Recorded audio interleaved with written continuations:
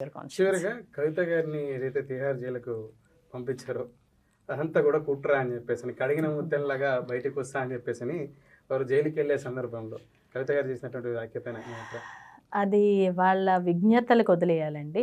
ఈరోజు కూడా అలా మాట్లాడుతున్నారు అంటే వారు ఎంత తెగించారు అన్నది క్లియర్గా ఎందుకంటే ప్రతి కింద విలేజ్లో కూడా తిడుతున్నారు.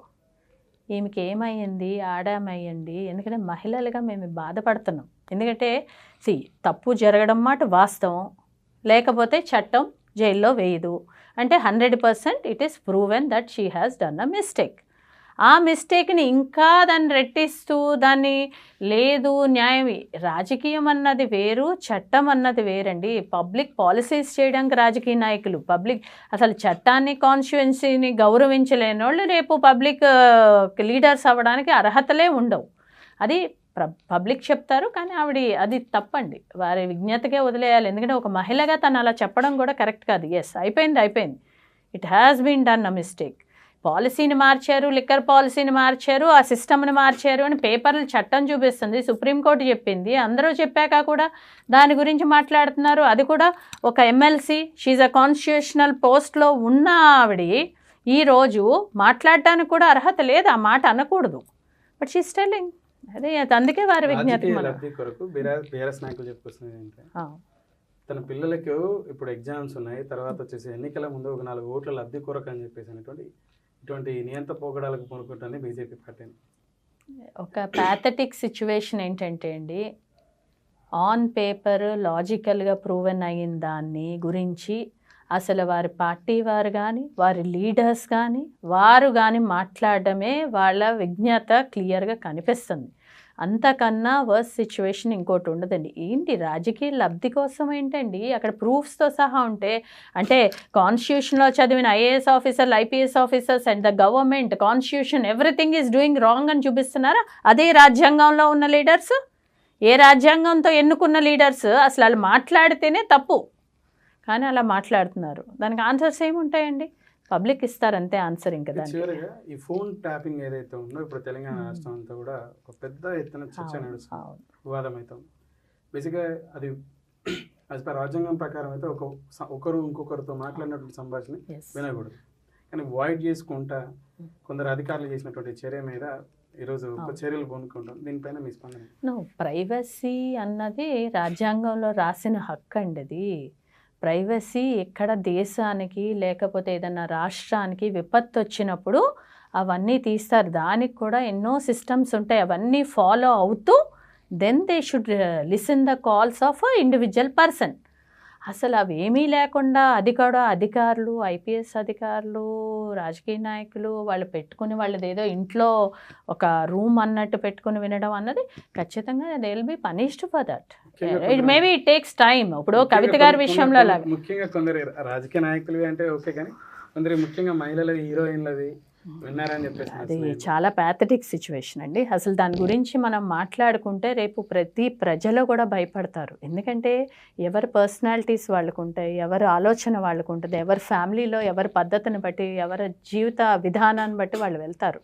వాళ్ళవన్నీ రోడ్డు మీద పెడతాము మేము అన్నది ఇట్ ఈస్ లైక్ క్రైమ్. ఆ క్రైమ్కి ఖచ్చితంగా ఫలితాలు ఉంటాయి. ఎలాగైతే దీని గురించి ఇన్ని సంవత్సరాలు పట్టిందో మేబీ దిస్ ఆల్సో. ఇప్పుడు ఈరోజు మన తీసుకోవాలి యాక్షన్. రేవంత్ రెడ్డి గారు ఇప్పుడు స్టేట్ గవర్నమెంట్లో ఉన్నారు, ఖచ్చితంగా దీని గురించి సీరియస్ యాక్షన్ తీసుకోవాలి. దాని మీద చర్య. ఎందుకంటే అంతకుముందు ఫోన్ ట్యాపింగ్లో బాధ్యతుడైన ఎవరు అంటే రేవంత్ రెడ్డి గారే. So he knows the pain of that. Now he should understand the pain of the public and the public representatives what they have done the mistake. On that mistake ఖచ్చితంగా సీఎం రేవంత్ రెడ్డి గారు కూడా ఈ విషయంలో వారు తీసుకోవాల్సిన అవసరం ఖచ్చితంగా ఉంది. ఇమీడియట్ యాక్షన్స్ తీసుకోవాలి. రాజకీయాలకి అదేంటి కాన్స్టిట్యూషనల్ సిస్టమ్స్ని ఎప్పుడూ కూడా కొలాప్స్ చేయకూడదు. సిస్టమ్ కొలాప్స్ అయితే ఎవరూ ఉండవండి. System is more important than a person. అయితే సిస్టంలో ఉన్నటువంటి ఒకరిద్దరు అధికారులు చేసిన తప్పుకి మమ్మల్ని, అంటే నన్ను కానీ మా కుటుంబ సభ్యుల్ని కానీ లేకపోతే మా నాయకుల్ని కానీ ఎలా అంటారు? ఒకరిద్దరు అధికారులు ఫోన్ ట్యాపింగ్ చేసి ఉండొచ్చు, అయితే ఏంటి నువ్వేం పీక్కుంటావు పీక్కో అని చెప్పేసి అని కేటీఆర్ గారు రేవంత్ రెడ్డి గారిని ఒక సభను అడ్రస్ చేస్తాం. అసలు అయితే ఏంటి అని ఒక కాన్స్టిట్యూషనల్ బాడీలో ఉన్న మినిస్టర్ మాట్లాడొచ్చా? That itself is offence కాదంటారా? అధికారులు చేసిన తప్పు, అది మాకేం సంబంధం అంటున్నారు. అధికారులు చేసిన తప్పుకి పర్మిషన్ లెటర్స్ ఉంటాయండి. పైన నుంచి కింద వరకు government they should take a permission from the government for listening all those. ఆ పర్మిషన్స్ ఇచ్చేటప్పుడు వారి సంతకాలు లేవా? సపోజ్ సంతకాలు లేకుండా అన్ని దొంగ కాగితాలే పెడితే మీరు అబ్జర్వ్ చేయాల్సిన బాధ్యత లేదా? There are two issues. Responsibility lies on the government. And who is the government? That time BRS party is the government. KCR garu ఆ గవర్నమెంట్లో ఉన్నారు. కేసీఆర్ గారి విషయంలోనే ఆయన కూడా ఎన్నో వింటున్నారని సోషల్ మీడియాలో కూడా చెప్పడం వినిపిస్తున్నాయి. ఏదన్నా సరే ఒక్క ఫోన్ ట్యాపింగ్ గురించి రేవంత్ రెడ్డి గారిని తీసుకెళ్ళి జైల్లో పెట్టినాడు. ఈరోజు రేవంత్ రెడ్డి గారు ఇంతమంది ఫోన్ కాల్స్ విన్నారు అని, ఇందాక చెప్పినట్టే నుప్పు లేదే పొగరాదా అని ఆ కాల్ ట్యాపింగ్ అవ్వకపోతే ఇవన్నీ వస్తాయా? అవన్నీ బయటపడుతున్నాయి. ఒక పోలీస్ అధికారులు దేశం దాటి విదేశాలు వెళ్ళిపోయారంటే what is the government doing now? ఆ రోజు వారిని చేశారు, అది పెద్ద తప్పు అని చెప్పినప్పుడు ఈరోజు కాంగ్రెస్ ప్రభుత్వం రాష్ట్రంలో రేవంత్ రెడ్డి గారు ఖచ్చితంగా దీని గురించి చర్యలు ఇమీడియట్గా తీసుకోవాలి. మీరేం భావిస్తారు? అధికారులు వాళ్ళ అంటే వాళ్ళ నిర్ణయం మేరకే చేశారంటారా, లేకపోతే వీళ్ళ ఇప్పుడు నిర్ణయాలు ఎవరికి అన్నా కానివ్వండి, ఉన్న ప్రభుత్వం చూడాల్సిన బాధ్యత ప్రభుత్వంలో ఉన్న అధికారులది, ప్రభుత్వంలో ఉన్న నాయకులది, ప్రభుత్వ రాష్ట్ర ముఖ్యమంత్రి గారు వీరందరూ కూడా దీని బాధ్యత వహించాల్సిందే. ఇందులో ఏమీ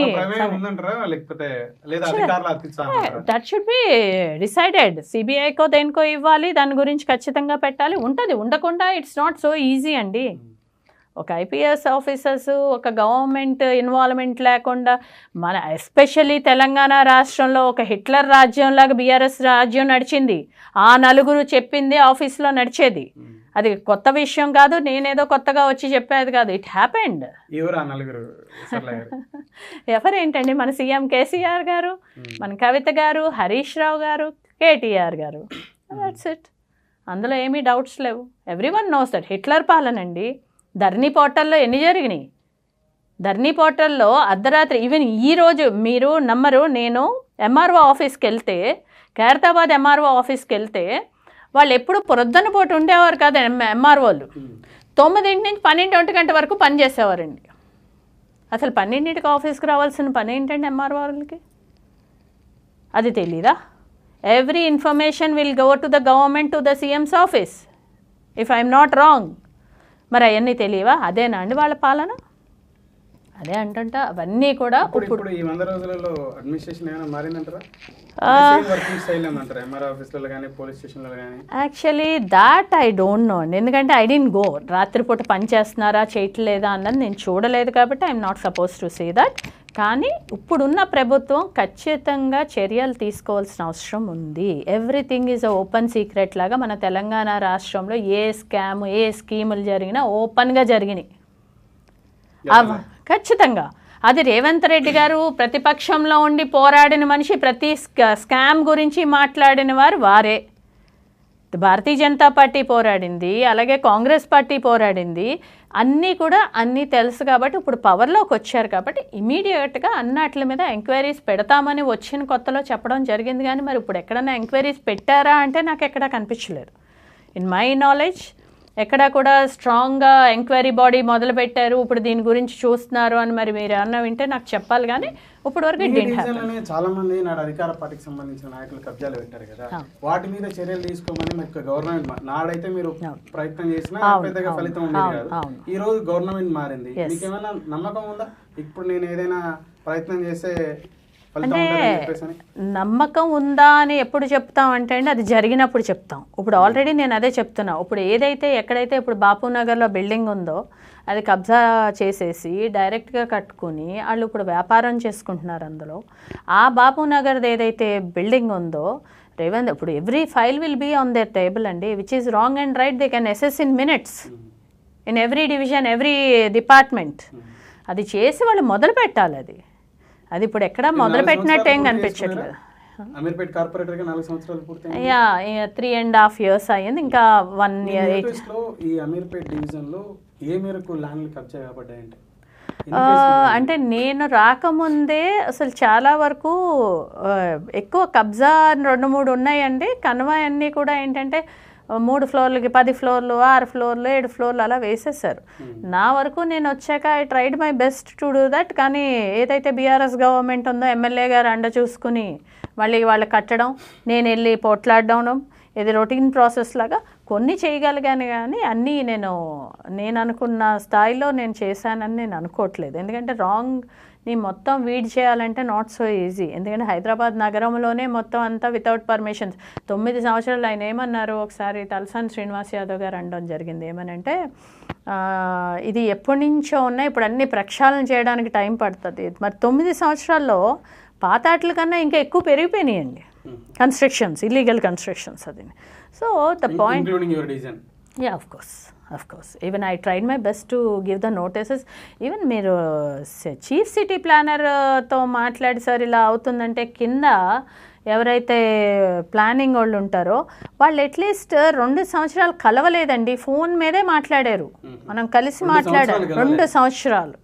అంటే వాళ్ళు ఎవరండ చూసుకుని గవర్నమెంట్ అండే కదా, ఎమ్మెల్యే గారు అంట, గవర్నమెంట్ అంట. వాళ్ళు దే ఆర్ బిజీ, టైం లేదు వాళ్ళకి.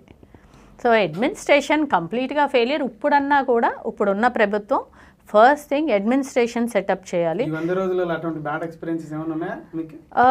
ప్రస్తుతానికి స్టాఫ్ లేరండి. అప్పుడు మరి రేవంత్ రెడ్డి గారు మరి అట్లీస్ట్ 100 రోజుల్లో పథకాలు ఫ్రీలు అంటున్నారు. కానీ నేనేమంటానంటే ఇట్స్ మై పర్సనల్ ఒపీనియన్ ఏంటంటే ముందు అడ్మినిస్ట్రేషన్ సెటప్ చేయాలి ఆయన. ఇప్పుడు డిపార్ట్మెంట్ ఆఫ్ ఇంజనీరింగ్లో ప్రాపర్ స్టాఫ్ లేరు అంటే sufficient staff, I mean proper means sufficient staff is not existing according to the population. మరి సఫిషియంట్ స్టాఫ్ లేరు. మరి హెల్త్ డిపార్ట్మెంట్ చూసుకుంటే పూర్తిగా డాక్టర్స్ లేరు. అలాగే జిహెచ్ఎంసీ వర్కర్స్ చూస్తే పూర్తిగా చచ్చిపోయిన వాళ్ళు ఎంతమంది లిస్ట్ ఉన్నారు, కొత్తగా రిక్రూట్ చేస్తున్నామని చెప్పారు. అంటే ఇవన్నీ కూడా ఇమీడియట్ తీసుకోవాల్సినవి అండి. నువ్వు 100 రూపాయలు నేను బస్ టికెట్ ఫ్రీ ఇస్తున్నాను కాదండి, సంస్థ బాగా నడిస్తేనే అన్ని పబ్లిక్కి కంఫర్ట్ లెవెల్స్ ఉంటాయి. ఇంతంత ట్యాక్సులు కట్టిన వాళ్ళకి ప్రాపర్ రోడ్స్, ప్రాపర్ డ్రైనేజెస్ ఉండాలి అంటే ఆఫీసర్స్ రిక్రూట్మెంట్స్ ఇమీడియట్గా చేయాల్సిన అవసరం ఖచ్చితంగా ఉంది. ఎందుకంటే దే కెనాట్ వర్క్. ఒక ఇంజనీరు 10,000 మంది పాపులేషన్ 50,000 మంది పాపులేషన్లో ఉన్న ప్రాబ్లమ్స్ తీర్చగలడా? అండ్ స్టాటిస్టిక్స్లో క్లియర్గా ఉన్నాయి ఇంతమంది పాపులేషన్కి ఇంతమంది ఆఫీసర్స్ ఉండాలి అని. అది లేదు. అసలు అది ఎందుకు తీసుకోవట్లేదు చర్య అన్నది మరి ఇప్పటి వరకు government should take that immediately. అది జరగట్లేదు. సో అది జరగనప్పుడు అడ్మినిస్ట్రేషన్ బాగుపడింది మన కొత్త గవర్నమెంట్ వచ్చాక అని మనం ఎలా అనుకుంటాం? అది చెయ్యాలి కదా. Those are more important than the freebies. Freebies ఎక్కడ కష్టం వచ్చో రోగం వచ్చో ఒక పెద్ద ముసలావిడికి కష్టం వస్తే హాస్పిటల్ డెవలప్ చేయండి, ఫ్రీ హాస్పిటల్ చేయండి, ఫ్రీ ఎడ్యుకేషన్ చేయండి. నా personal opinion freebies are not correct అండి. ఒక వ్యక్తిలో ఉన్న టాలెంట్కి సపోర్టివ్గా గవర్నమెంట్ ఉండాలి. ఆ టాలెంట్ ఎక్స్పోజ్ చేస్తే 100 రూపాయల బదులు 500 సంపాదించుకుంటారు. అది చేస్తే బాగుంటుంది. కానీ ప్రస్తుతానికి కాంగ్రెస్ ఇన్ని సంవత్సరాలు చేసింది కదండి. స్కిల్ డెవలప్మెంట్ ప్రోగ్రామ్స్ ఎందుకు జరిగినాయి, దేని గురించి జరిగినాయి?